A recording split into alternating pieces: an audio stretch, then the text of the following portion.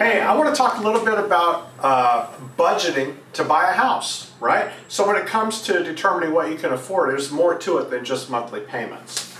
So for example, your credit factors in, mortgage rates, home-related costs. Home-related costs, a lot of people don't expect or anticipate that they're going to have closing costs, moving expenses, and other incidentals. Those all add up. So if you've just saved up exactly enough money for your down payment, whether it's 3%, 20%, or whatever, you need to save up a little extra to bridge that, that cost.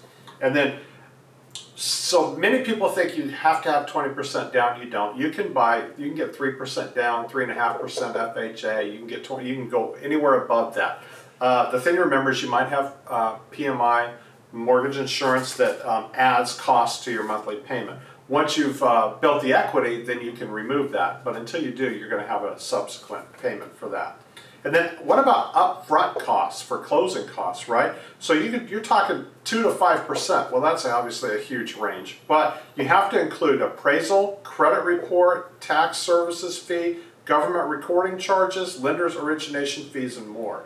So those are fees that people often overlook when they're saving up money to buy a house. And then, you're going to need to put some money into an escrow account, which is kind of like a savings account for a homeowner for things like property taxes and insurance premiums that are going to come up as the years go on. And then initial expenses, moving, furniture, paint, and appliances.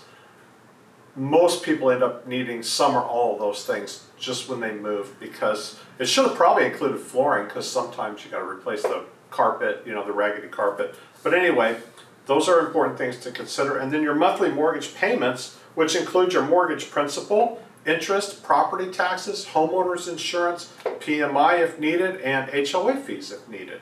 And then once you have a home inspection, you probably, trust me, that's the scariest thing in buying a home, right?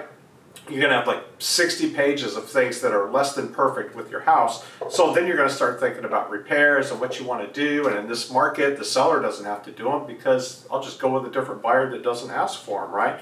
So, if it's big ticket items, roof, deck, HVAC, huge plumbing, electrical, those things are important.